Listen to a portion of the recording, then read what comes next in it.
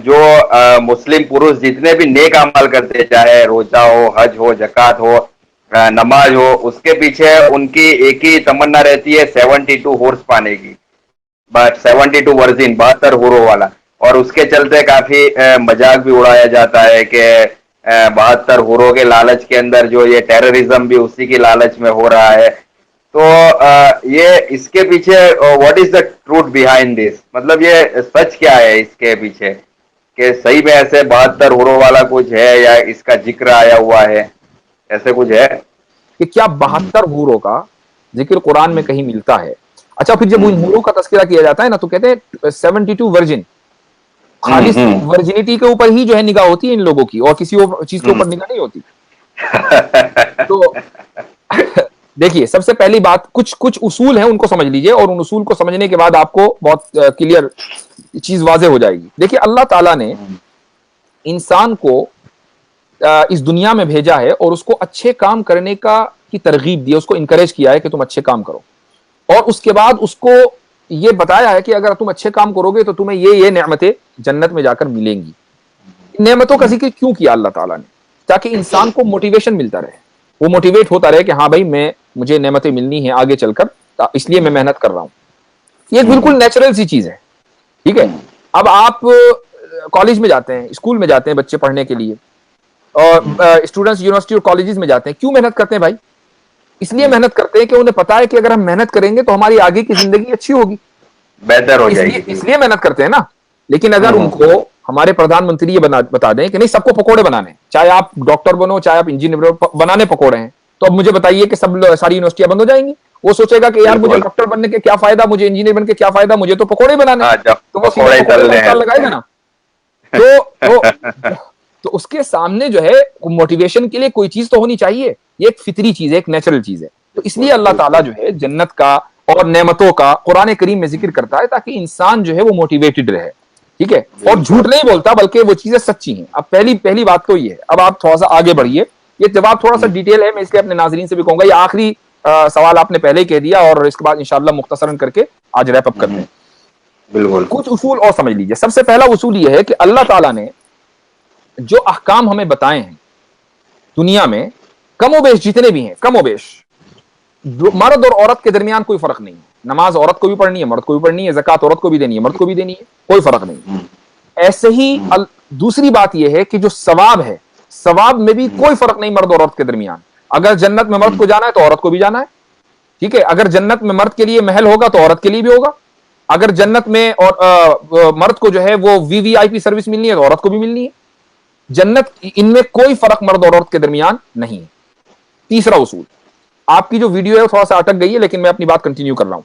तीसरा जो उसूल है वो ये है कि अल्लाह ताला ने जन्नतियों के लिए जितनी भी नेमतें दी हैं वो सारी कुरान में जिक्र नहीं की। जितनी भी नेमतें अल्लाह ताला ने जन्नतियों के लिए रखी हुई हैं वो सारी कुरान में मौजूद नहीं है, कुछ मौजूद हैं।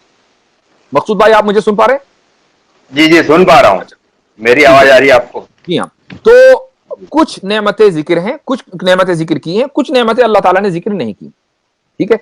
ऐसी नेमतें हैं जिनका तसव्वुर इंसान नहीं कर सकता।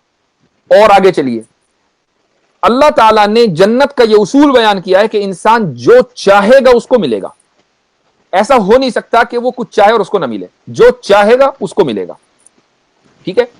आखिरी उसूल जो बहुत इंपॉर्टेंट है, और मेरे जवाब की जो बुनियाद है वो ये उसूल है, वो ये है कि अल्लाह ताला ने जन्नत की नेमतों की जो तशरीह, जो इंटरप्रिटेशन कुरान में की है या नबी करीम सल्लल्लाहु अलैहि वसल्लम ने अहादीस में की है, वो इंटरप्रिटेशन इंसान की फितरत को सामने रखकर की है। मर्द की फितरत क्या है और औरत की फितरत क्या है, ठीक है, उसको सामने रखकर की है।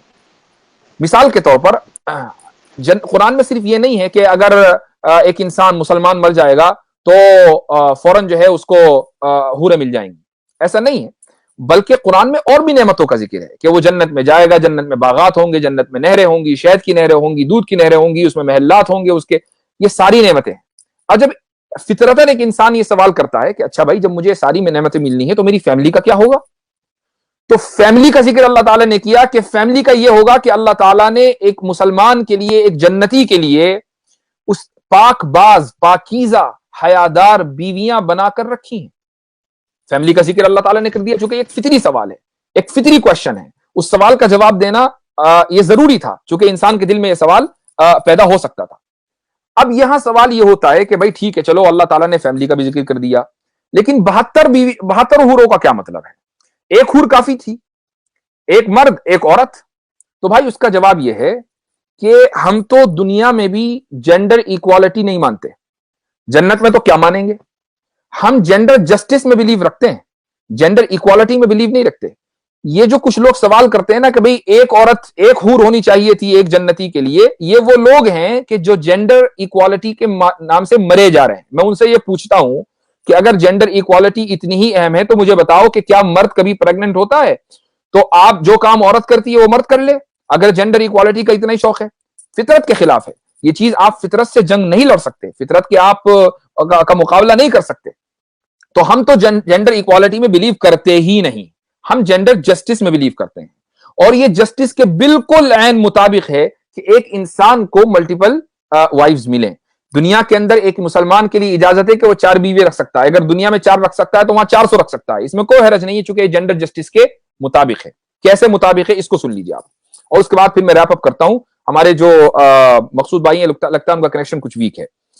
دیکھیے, جب انسان جنت میں جائے گا تو اللہ تعالیٰ کا یہ اعلان ہے کہ نہ تو وہاں اس کو کبھی موت آنی ہے, نہ اس کو کبھی کوئی بیماری آنی ہے, کوئی بیماری اس کو نہیں ہوگی. اب بیماری کسے کہتے ہیں؟ ایک تو ہماری جسمانی بیماری ہوتی ہے کہ ایک آدمی کو نزلہ ہو گیا, بخار ہو گیا, اور اس کو بڑی بڑی بیماریاں ہیں, مثلا کینسر ہے, کسی کو کچھ ہے, یہ بیماریاں ہیں, یہ بیماریاں جنت میں نہیں آتی. اسی طریقے سے جو روحانی بیماریاں ہیں, روحانی بیماری کا مطلب جو دل کی بیماریاں ہیں جس کا تعلق روح سے ہے, وہ بھی جنت میں نہیں ہونی. روحانی بیماریاں کون سی ہیں؟ مثلا کسی کو جلن ہے, کسی سے حسد ہے, ٹھیک ہے, یہ ساری روحانی بیماریاں ہیں, یہ بھی نہیں ہوں گی.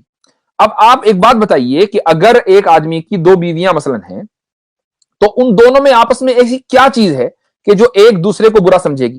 یعنی ایک آدمی یا کوئی بھی مذہب 2 بیویوں کو ایک وقت میں کیوں برا سمجھتا ہے؟ وہ یہ سمجھتا ہے کہ یار یہ تو عورت کے اوپر بڑا ظلم ہے. وہ اس لیے ظلم ہے کہ ایک عورت کبھی کیسے برداشت کر سکتی ہے کہ وہ اپنے شوہر کو دوسرے کے ساتھ شیئر کرے. اور یہی وجہ ہوتی ہے کہ جب 2 بیویاں ایک مرد کی ہوں تو دونوں ایک دوسرے سے جلیں گی, دونوں میں ایک دوسرے سے حسد ہوگا, کمپٹیشن ہوگا, اور شوہر جو ہے وہ دونوں کا حق ادا نہیں کر پائے گا.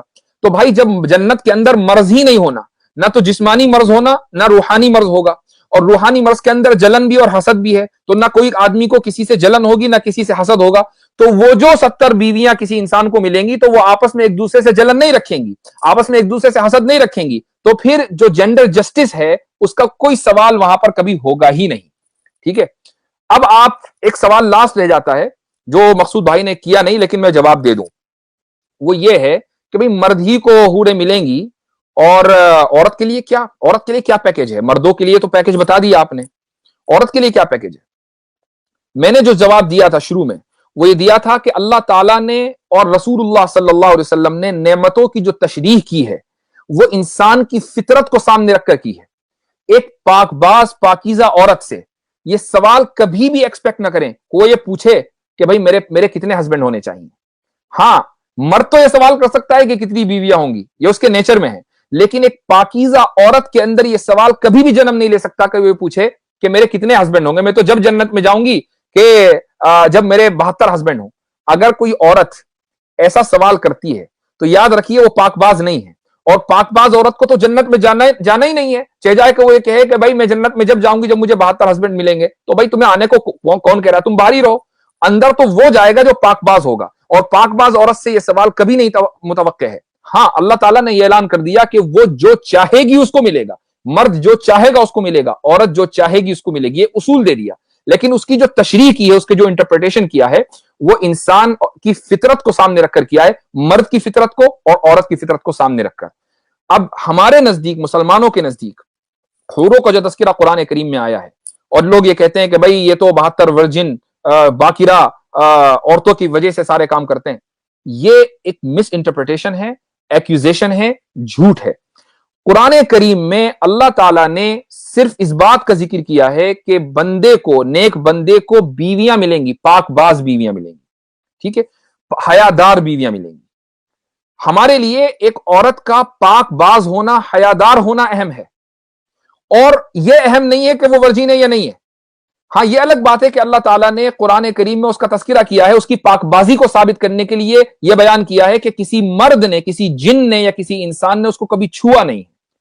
ٹھیک ہے، ہمارے لیے ورجنٹی کسی کی اہم نہیں ہے بلکہ پاک بازی اہم ہے. بالکل ایسے ہی پاک بازی اہم ہے جیسا کہ رام جی کے لیے سیتا جی کی پاک بازی اہم تھی، ان کا پاک دامن ہونا اہم تھا. کیا سیتا جی اگنی پریکشا سے نہیں گزری؟ کیوں اگنی پریکشا سے گزری؟ اس لیے گزری کہ انہیں اپنا پاک دامن ہونا ثابت کرنا تھا. تو رام جی کے لیے تو ایک عورت کا، ان کی اپنی بیوی کا پاک دامن ہونا اہم ہو، اس لیے ان کی بیوی کو اگنی پریکشا سے گزرنا پڑا.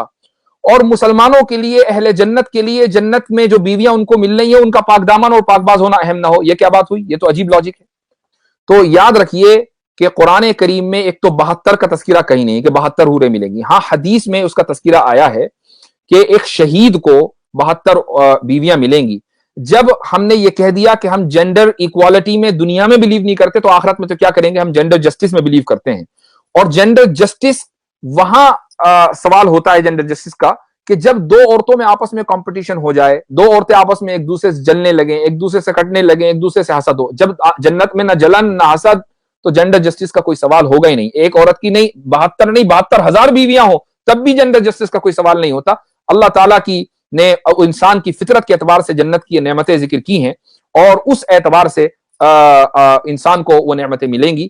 یہ اس سوال کا جواب تھا اور امید ہے کہ وہ ہمارے ہندو بھائی کہ جو حق سننے اور سمجھنے کا جگر رکھتے ہیں وہ اس سوال کو غور سے سنیں گے، اس سوال کو سمجھنے کی کوشش کریں گے اور مذاق اڑانا، چونکہ وہ مذاق مسلمان کا نہیں اڑا رہے ہیں، وہ مذاق کسی مذہب کا نہیں اڑا رہے ہیں بلکہ وہ مذاق اپنا اڑا رہے ہیں. وہ یہ ثابت کرتے ہیں کہ ہم بہت بڑے جاہل ہیں اور وہ یہ ثابت کرتے ہیں کہ ہم بہت بڑے اگنورنٹ ہیں اور ایروگنٹ ہیں.